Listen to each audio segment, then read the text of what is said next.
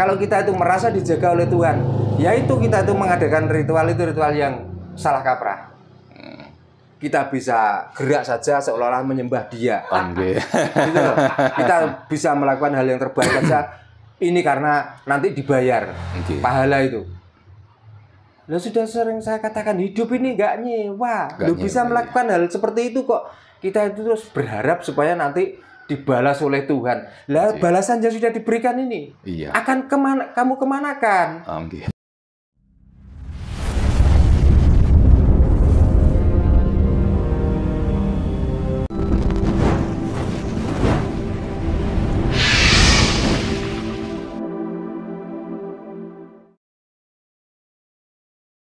Dan yang kedua pertanyaannya itu tentang iman, Mbak Darno. Ya, ini kan karena orang semua seluruh dunia kan berebut dan beribut tentang iman. Lagi-lagi pun tentang iman dan iman. Sekarang saya mau bertanya ke Mbak Darno tuh, untuk apa sih kita beriman? Maaf, bukan berarti saya sedang membentur-benturkan, tidak sebelumnya. Karena sebagaimana ini adalah sebuah sebagai pencari wawasan, sekaligus juga pendalaman, memahami tentang konsep berketuhanan itu sendiri apa. Nah, kembali kepada tentang wilayah keimanan tersebut. Bukankah keberadaan kita di dunia ini untuk menikmati hidup? Lalu untuk apa kita beriman? Sedang kita sebelum lahir pun sudah dalam keadaan beriman. Itulah alasan kenapa kita diturunkan di dunia ini.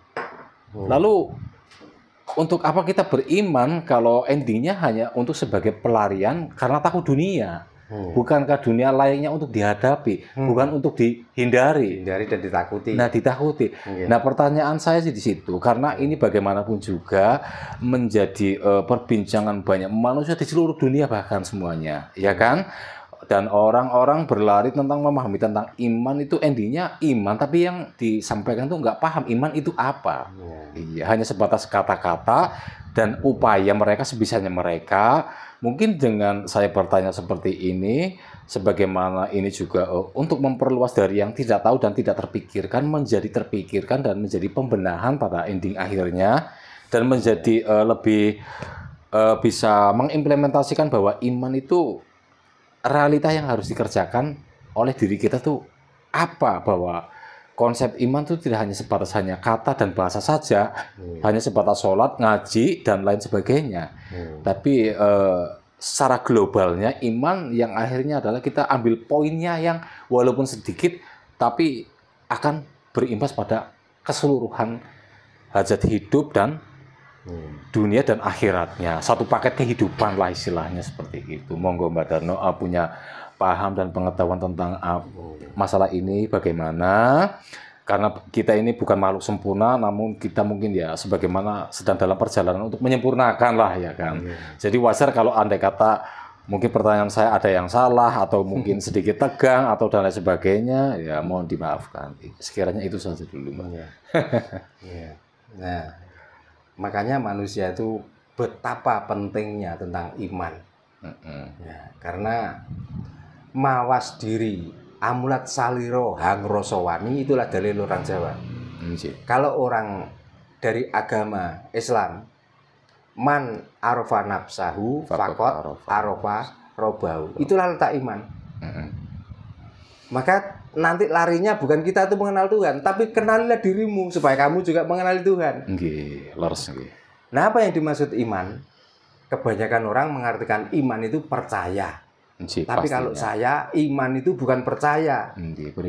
Gitu. Kalau kita percaya saja tanpa merasakan, itu juga termasuk belum orang yang beriman. Contohnya, kita percaya kalau lapar itu harus makan. Apakah yang dikerjakan harus makan apa percaya saja? Kalau makan itu membuat kita itu kenyang. Kan salah satunya itu. Iya, benar. Mestinya kan harus makan, baru makan, kenyang. Tapi kalau taunya cuma orang lapar itu harus makan, berarti itu kan cuma wacana. Betul sekali, teori. Ya, teori. Itulah letaknya iman. Yang kedua,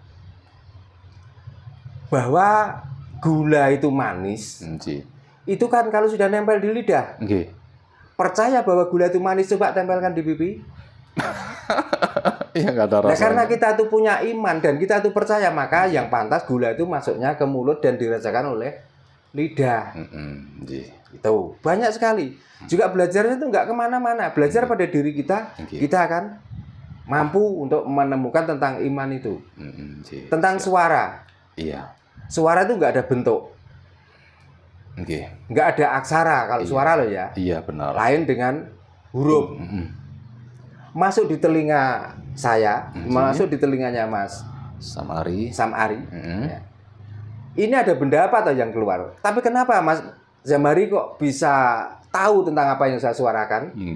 Dan bisa memahami apa yang saya suarakan?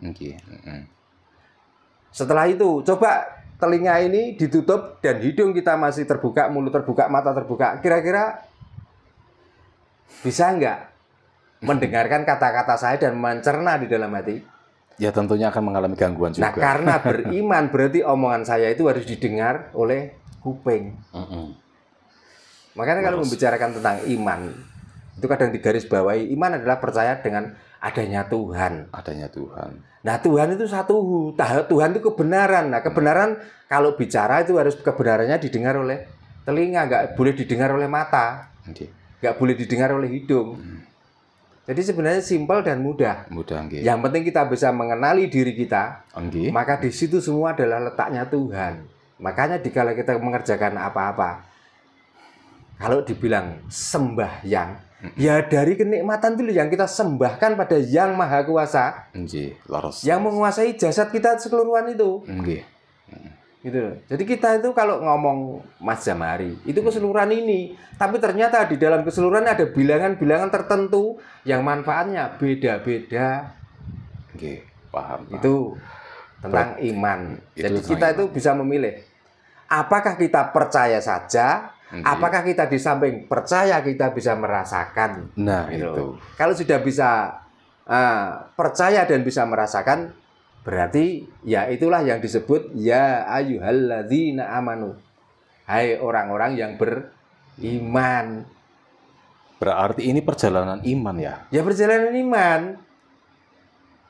Berarti perjalanan Tuhan itu sendiri dong. Nah, perjalanan siapa? Kita tanpa Tuhan bisa. Coba dari Tegal ke sini. Kan nggak bisa. Iya. Jadi itulah bukti daripada iman. Jadi walaupun kita begini, itu kita membicarakan tentang keimanan. Nah, berarti apa yang saya pertanyakan dan kegundahan saya ini masuk dan selesai ya itu ya. Artinya ya, benar adanya. Mudah-mudahan. Maka setelah kita percaya dari iman dan dari Trimurti itu, kalau kita itu berbuat salah, terus yang kita cari itu apa toh? Iya. Coba, nikmat mana yang akan kamu dustakan? Aduh. Semuanya sudah diberikan, itu pun tanpa bayar. Dikala itu sakit, untuk kembali sehat itu mahal harganya. Sangat-sangat lah. Makanya mumpung nggak sakit, mumpung nikmat, kita pergunakan untuk hal-hal yang dianggap benar. Tapi kebenaran itu bukan untuk orang lain, kebenaran untuk diri kita sendiri. Jadi makanya apapun yang kita kerjakan karena itu sudah kehendak Tuhan, ya itulah kebenaran. Maka jangan pernah menyalahkan perbuatan kita yang diklaim waktu itu salah, di waktu itu benar, dan lain sebagainya. Itu perjalanan Tuhan. Jadi apa yang dihadapkan di hadapan saya ini, itu juga harus dengan iman ya kepada Tuhan. Harus iman dan karena itu ini nikmat mana yang kau dustakan. Ini kopi lagi. Makanya. Nah, kalau percaya kopi ini nikmat, masuknya kan ke sini. Ke lidah. Nah, coba dimasukkan ke hidung. Nanti imanmu sudah luntur. Iya benar. Imanmu sudah rusak. Berarti sudah nggak percaya lagi dengan Tuhan. Betul, iya. Atau kesetuhunan atau kebenaran itu. Maka Tuhan adalah kebenaran. Tuhan adalah sinar terang. Tuhan adalah kebahagiaan. Di saat kita sudah menikmati semua, kita menemukan kebenaran, kita menemukan kecerahan, kita menemukan keindahan yang luar biasa. Berarti andaikan kita untuk bisa fokus kepada kebutuhan, ya kan, karena di hadapan saya sekarang ini ada kopi dan rokok, ya kan, ini kan kita berarti fokus kita itu harus kepada Tuhan itu sendiri ya, agar bisa fokus menikmati. Pada Tuhan. Makanya saya sering ngomong, apakah kita itu yang dijaga oleh Tuhan, apakah kita yang menjaga Tuhan? Jawabannya Kitalah yang harus menjaga Tuhan. Kalau kita itu merasa dijaga oleh Tuhan, ya itu kita itu mengadakan ritual yang salah kaprah. Kita bisa gerak saja seolah-olah menyembah Dia. Gitu loh. Kita bisa melakukan hal yang terbaik saja. Ini karena nanti dibayar pahala itu. Lo sudah sering saya katakan hidup ini nggak nyewa. Lo bisa melakukan hal seperti itu kok. Kita itu terus berharap supaya nanti dibalas oleh Tuhan. Lah balasan yang sudah diberikan ini akan kamu kemanakan? Ini loh. Itulah letak yang dimaksud iman. Maka pentingnya kita itu beriman itu supaya kita itu tahu kesejatian diri. Kalau diri sejati mudah, tapi kesejatian itulah yang paling sulit. Jadi ngomong-ngomong tentang iman, kita ini sebenarnya semua sedang dalam posisi beriman semuanya ya. Hanya bukan manusia saja. Ya, semuanya bahkan makhluk yang ada, bahkan pohon yang hidup itu pun sedang beriman. Iya. Itu. Hanya karena terletak pada tubuh manusia, imaterial di diri manusia ini yang belum mencapai pada wilayah sadar akan imannya sendiri. Maka sekarang marilah kita puncakkan dan naikkan kesadaran kita yang lebih tinggi, supaya kita lebih sadar, supaya kita lebih mengetahui. Jadi kita itu nggak terpengaruh dari bacaan, tidak terpengaruh dari aksara, tidak terpengaruh dari huruf, karena semuanya huruf sudah tertulis di sini. Tinggal kita cara mengimplementasikan tadi. Ya, siap benar memang ya.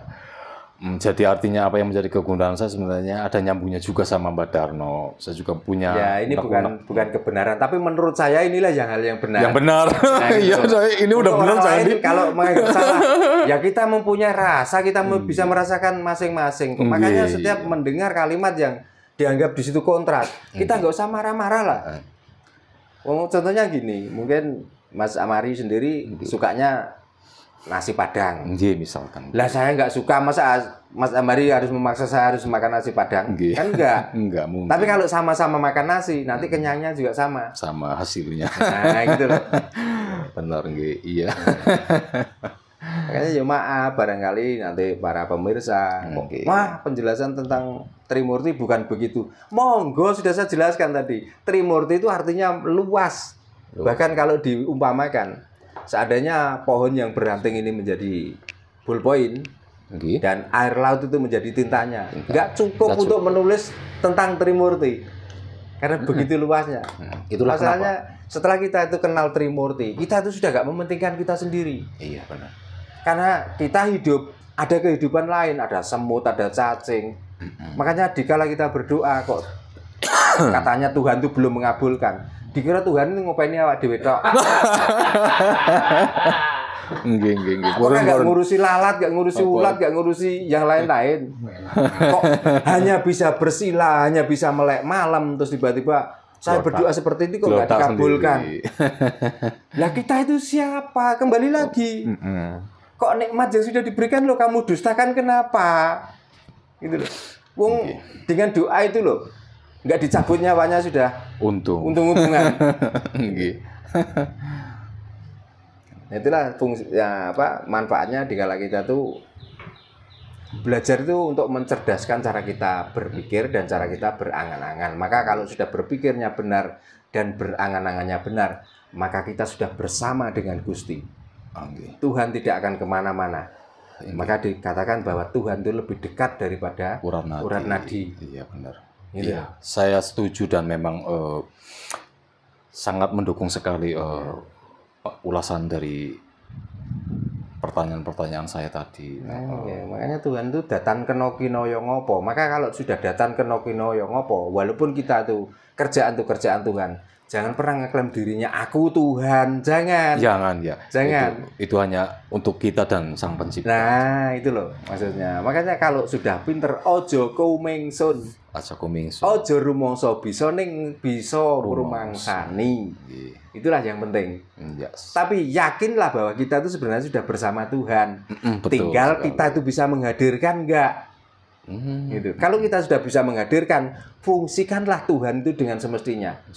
Makanya hidup ini nggak mungkin, hidup ini kok sampai morat-marit, hidup ini terombang-ambing, nggak mungkin. Karena Tuhan itu satu. Tuhan itu beneran. Tuhan tidak pernah mengingkari.